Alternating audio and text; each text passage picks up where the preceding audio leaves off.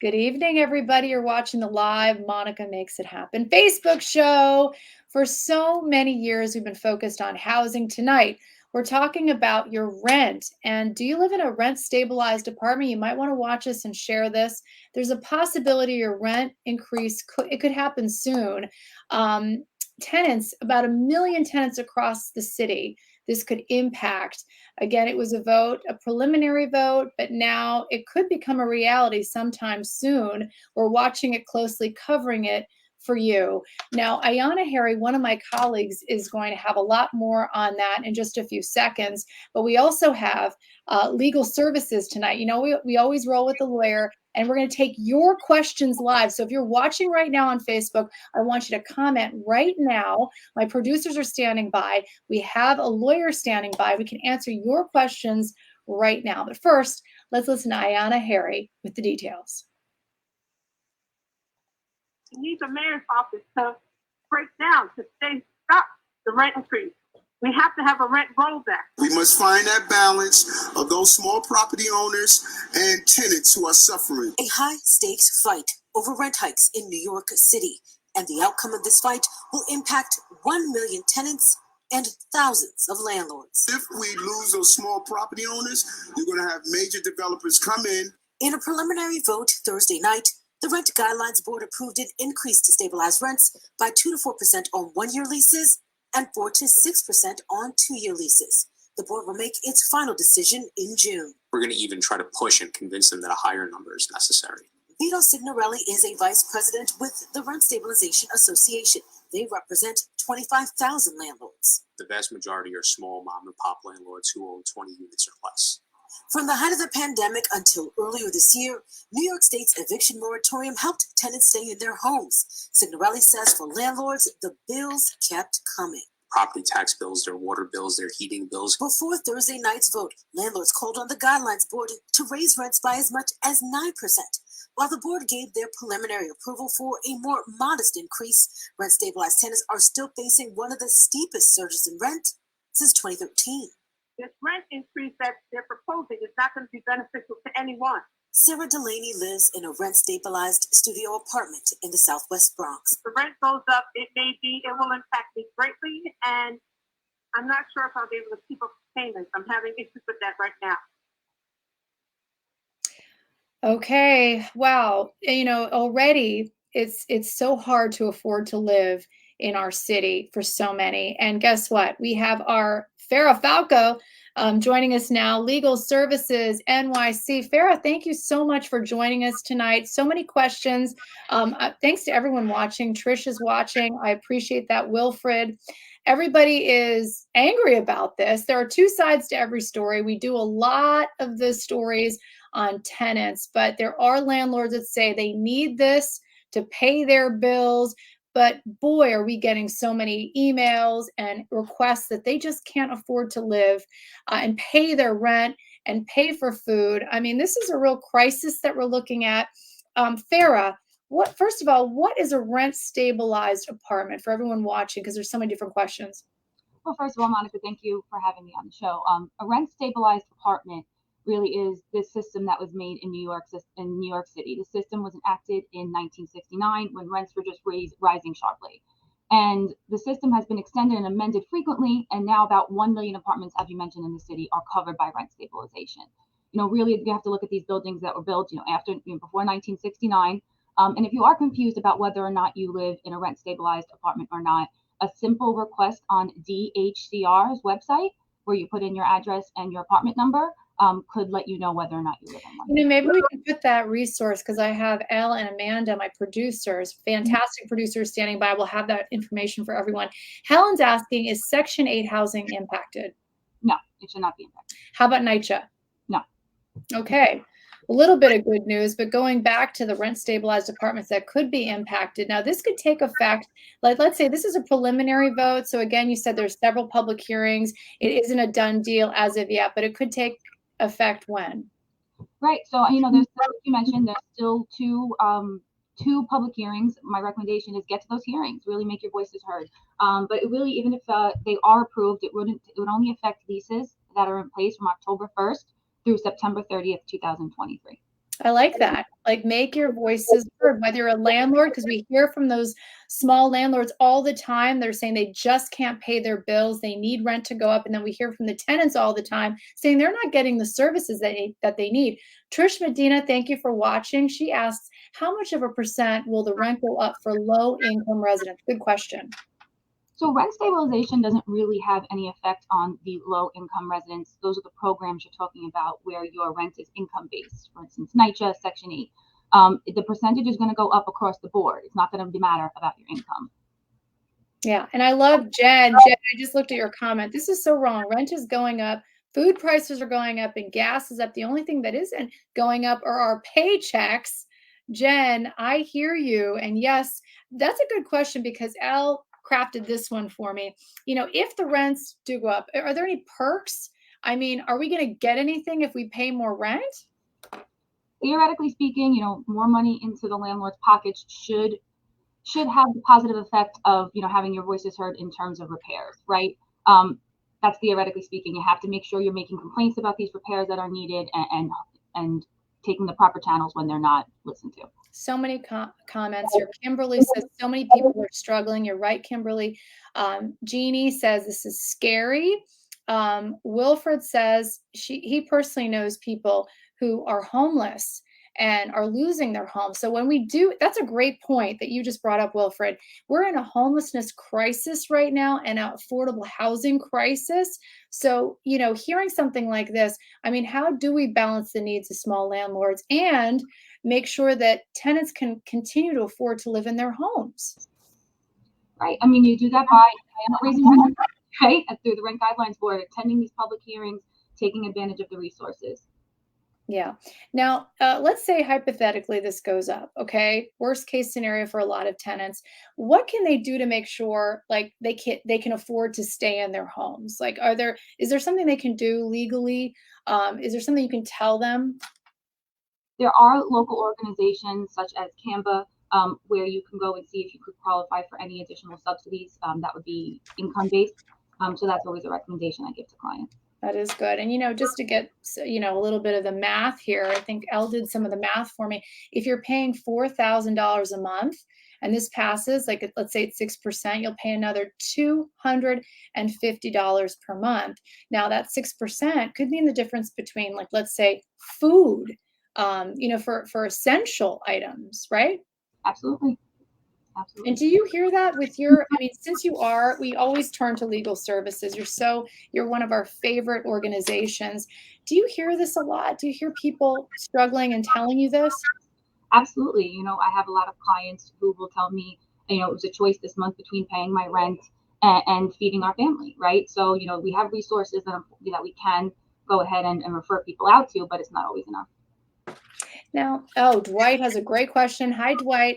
Why wasn't there any assistance provided to landlords? What a great question. So the program that's still in effect right now, the emergency rental assistance program, you know, a landlord could actually have applied for that as well.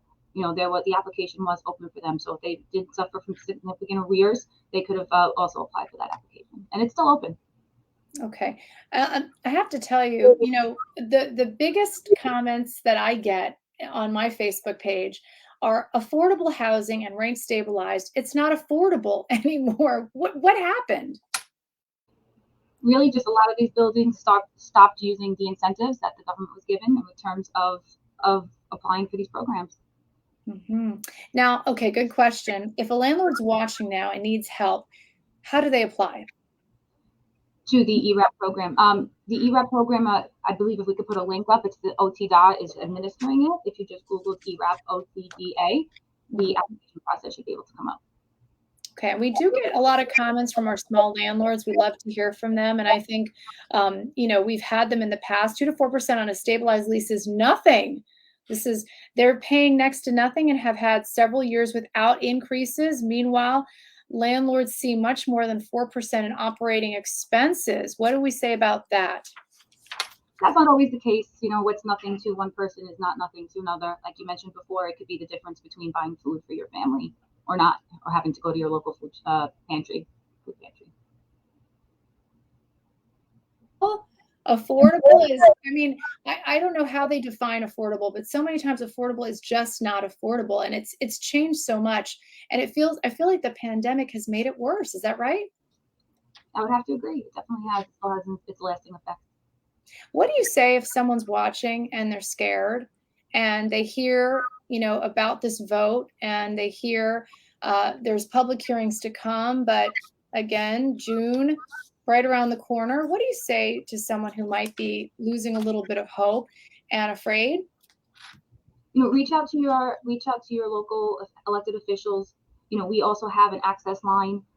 Legal Services NYC has our own access line where if you have any legal questions about the stability of your apartment, we offer free legal advice.